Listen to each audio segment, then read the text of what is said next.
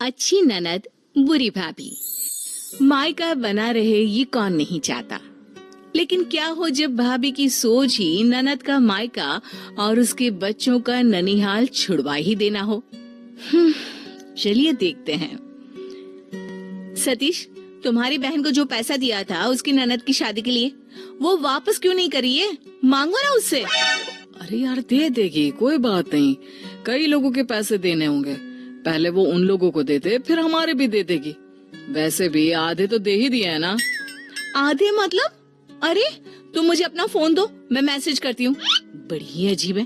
पैसे की जरूरत थी तो एक बार में मैंने पैसे दे दिए, अब वापस लेते वक्त कितनी मिन्नतें करनी पड़ रही है। सतीश को अपनी बहन के ससुराल का हाल पता था। वो चाह रहा था कि वो बहन से पैसे का तकाजा ना ही करे। अरे जीवन चल रहा है ना ठीक से, मीना के पास पैसे आएंगे तो दे देगी। अभी तो कई लोगों के पैसे उतारने हैं उसे। ठीक है ना, कम से कम रिमाइंडर तो डाल दूं। दो अपना फोन। सुमेधा पति के फोन से ननद को मैसेज डाल देती है। मैसेज की भाषा देखकर मीना समझ जाती है कि मैसेज भाई ने नहीं बल्कि भाभी ने डाला है। तो उधर मीना, नहीं दूंगी, एक पैसा नहीं दूंगी। अरे बोलने का तरीका होता है, ये कैसी भाषा में बात कर रही है? बताया तो था कि पहले ब्याज वालों का पैसा दे दूं, फिर आपका दे दूंगी, लेकिन नहीं। अरे क्या हो गया बहू, क्यों परेशान सी लग रही है? कुछ नहीं माँ जी, बस। अरे मैं जानती हूँ बेटा, तू परेशान है, क्या हुआ बता।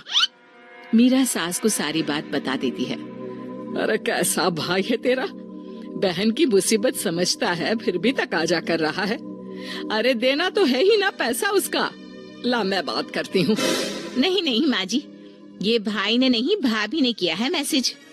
अरे जब भाई बहन में बात हो रही हो तो भाभी को क्यों बीच में बोलना चाहिए? पैसे होते तो अभी दे देते। माँ जी आप परेशान ना होइए, मैं भाई से बात करूंगी। मीरा सोचती है कि वो भाई से बात करेगी। वो भाई को फोन करती है तो सुमेधा फोन उठाती है। हाँ मीरा, कैसी हो? अरे बड़ी दिक्कत हो रही है, पैसे की जरूरत है। तुम तो जानती हो कि तुम्हारे भाई की कंपनी कैसी है, और फिर पैसे भी तो नहीं है ना हम लोगों के पास। अब प्लीज पैसे दे देना, ठीक है? फोन रखती हूँ। मीरा बोलना चाह ही रही थी कि पैसे तो अभी उसके पास भी नहीं है, जैसे आएंगे वो दे देगी। लेकिन भाभी ने तो उसकी बात सुने बिना ही फोन रख दिया। फिर अगले रोज, अरे मीरा क्या हो गया, रात भर तू जगी रही, सुबह भी बैठी हुई है, सब ठीक तो है ना? अरे मुझे पता है उसका क्या टेंशन है, भाई के पैसे लौटाने हैं ना। अरे तो दे देंगे ना भैया के पैसे, बस ये 2 महीने और, मैं बात कर लेता हूँ भैया से। पति साले को फोन करता है लेकिन किसी कारण से वो उठा नहीं पाता। अगले ही पल मीरा के भाई के फोन से मीरा के पति के फोन पर एक मैसेज आता है जिसमें अकाउंट की डिटेल होती है। अरे भैया का ये व्यवहार तो बिल्कुल ठीक नहीं है। पैसे के लिए भैया को एक बार हमारी बात तो सुन लेनी चाहिए थी। उधर सुमेधा, अच्छा हुआ मैंने मैसेज डिलीट कर दिया, देखूं इनके फोन पर कोई मैसेज तो नहीं आया। मीरा का मैसेज भाई के फोन पर था जिसे वो देख नहीं पाया था। भाई अभी पैसे नहीं हो पाएंगे, लेकिन तू चिंता ना कर, पैसे दे देंगे। सुमेधा मैसेज लिखती है। मुझे कुछ नहीं पता, मुझे मेरे पैसे चाहिए, कहीं से भी दे दे। मीरा के फोन पर भाई का मैसेज देखकर वो रोने लगती है। सामने से पति आता है, वो भी मीरा के फोन पर भाई का मैसेज देखता है और गुस्से में आ जाता है। मीरा अपने कंगन दो। क्यों, मेरे कंगन का क्या करोगे? मैं उसे गिरवे रखकर तेरे भाई के पैसे दे दूंगा। मीरा भी पति की बात मानती है और कंगन दे देती है। मीरा उसे गिरवी रखकर मीरा के भाई के पैसे दे देता है, जिसके बाद, देखा मैं ना कहती तो ये लोग पैसे कभी वापस नहीं करते। हो सकता है पैसे आ गए हो कहीं से। ठीक है चलो, मैं फोन कर लूंगा। दिन में खाना खाकर भाई ऑफिस से अपनी बहन को फोन करता है, लेकिन मीरा उसका फोन नहीं उठाती। पता नहीं इसे क्या हो गया, फोन क्यों नहीं उठा रही है। मैं उसकी सास के फोन पर फोन करके देखता हूँ। भाई बहन की सास को फोन करता है। कैसे हो बेटा, पैसे मिल गए ना? हाँ, लेकिन मैंने तो मीरा के हालचाल के लिए फोन किया था। बेचारी की माँ की निशानगन, उन्हीं को गिरवी रखकर तेरे पैसे दे दिए। कंगन के लिए बहुत परेशान है बच्ची। अरे पर मुझे पैसों की ऐसी कोई जरूरत तो थी नहीं। फिर सास फोन रख देती है, लेकिन भाई का दिमाग हिल जाता है। माता पिता के बाद छोटी बहन को उसने बेटी की तरह रखा था, लेकिन बीवी की हरकतों को वो समझ चुका होता है। वो घर आता है जहाँ सामने सुमेधा का भाई बैठा होता है। अरे जीजा जी नमस्ते, कैसे हैं आप? मैं तो बिल्कुल ठीक हूँ। और सुनाओ, कैसे आना हुआ? वो दीदी ने बुलाया था, काम शुरू कर रहा हूँ ना, तो उसी के लिए पैसों की जरूरत थी। तो हाँ जी, आप आ गए।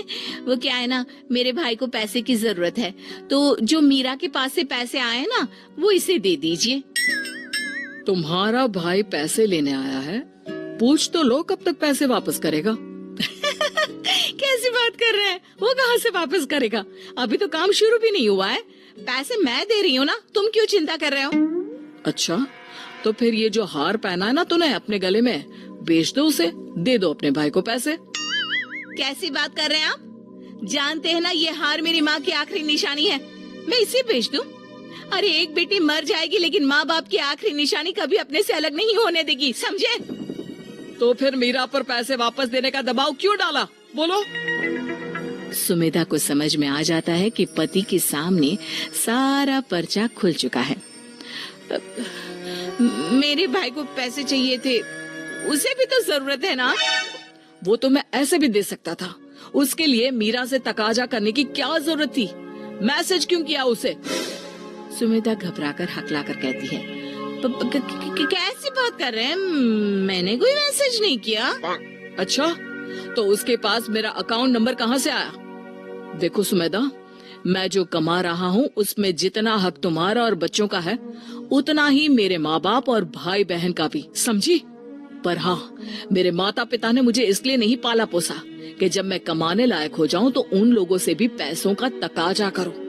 अब बेचो अपना हार और दे दो अपने भाई को पैसे। नहीं नहीं, मैं अपने मम्मी पापा की आखिरी निशानी नहीं खो सकती। तो मेरी बहन मीरा ने भी अपनी माँ के कंगन गिरवे रख दिए हैं मुझे पैसे वापस लौटाने के लिए। सुमेधा को समझ में आ चुका होता है कि उससे क्या गलती हुई। वो ननद की कंगन छुड़वाकर उसे पहनाती है और हमें कोई पैसे नहीं चाहिए मीरा, आगे भी तेरा भाई तेरे लिए हमेशा तेरे साथ खड़ा होगा। मुझे